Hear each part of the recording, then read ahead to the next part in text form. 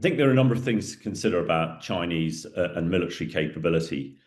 China, in the last probably 10 years, has been developing its military more than anybody else, and not just in one area.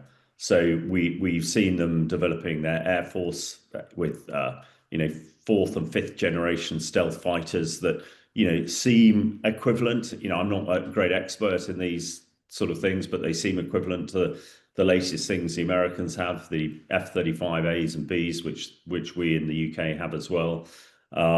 They are developing their military capabilities, their soldier capabilities, the army, across a whole spectrum, and going for mass as well. So, thousands of tanks, not the sort of hundreds that most sort of West countries have.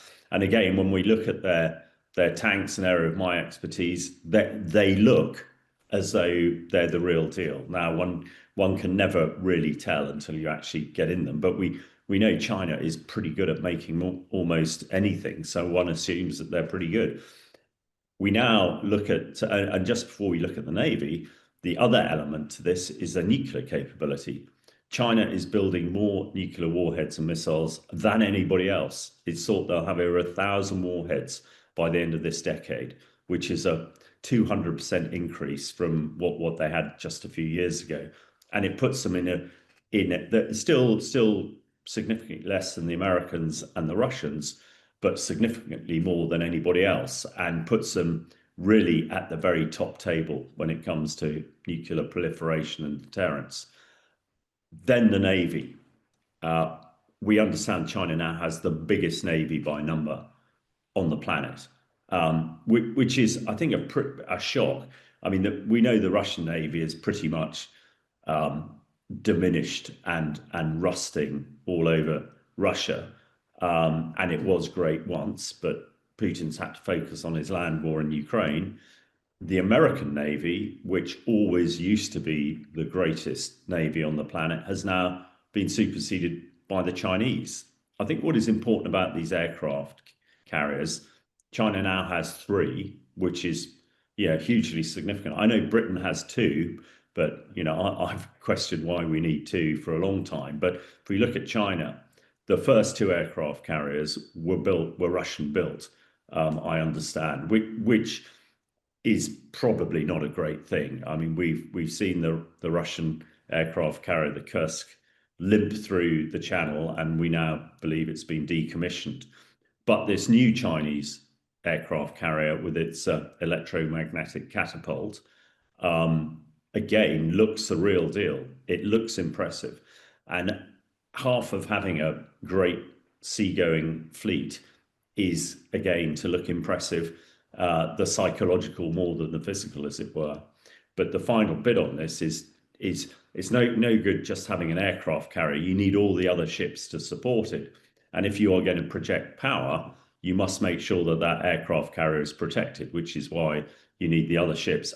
And we know the Chinese have that. So I think it's a heck of a statement, particularly to the Americans, that China is the real deal, and no longer is it going to be pushed around, particularly in the Middle and Far East. What I do understand and makes sense is because you can launch an aircraft at a faster speed, it can carry more weight, and because these catapults are more powerful than the conventional ones, you can launch bigger aircraft.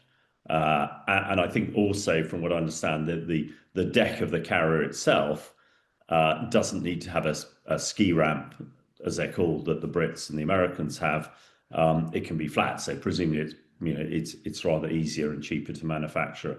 But I think the key thing is from what I understand, speed of launch, and aircraft, either bigger aircraft or the aircraft can carry more munitions and more fuel, so they can be more effective. I think it's only the Americans who also have similar type catapults, and certainly the British aircraft carriers don't. Well, I'm not sure what it tells us, but the great thing about nuclear power is that the endurance, and we know the American aircraft carriers can pretty much keep going, for not forever, but for years, because they don't need to be refueled. Now, conventional diesel-powered naval vessel burns through a lot of diesel and needs to be refueled. So there is a real inherent issue there.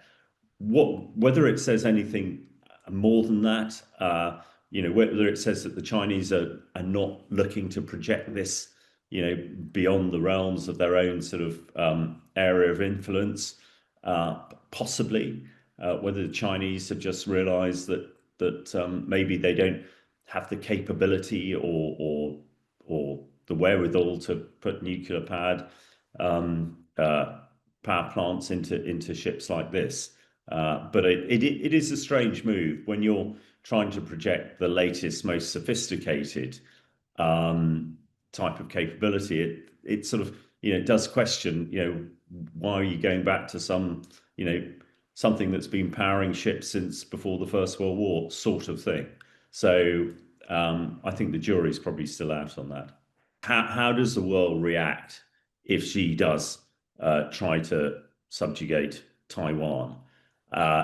It is pretty clear that that Trump and the Chinese leader are engaged, as it were, and discussing. And I think it's very significant that the tariff war seems to have calmed down since Trump did his tour around the Far East last week, and he seems to think that he got a great deal and everything he wanted. I think the Chinese, from all that they're doing and all they're investing in their military, it would be counterproductive, I expect, to the country in a whole host of ways if they then came to blow with the Americans over Taiwan. Now, I slightly caveat that by saying, and in fact, I was again at the conference I was running yesterday. Sir Andrew Mitchell, the former Foreign Secretary, was speaking on these particular issues, and the fact that we went back to the Obama red line, and when the West did nothing when Assad used chemical weapons in Syria, it sort of opened the door for the likes of Putin and Xi to flex their military muscles on the assumption that the West wouldn't do anything.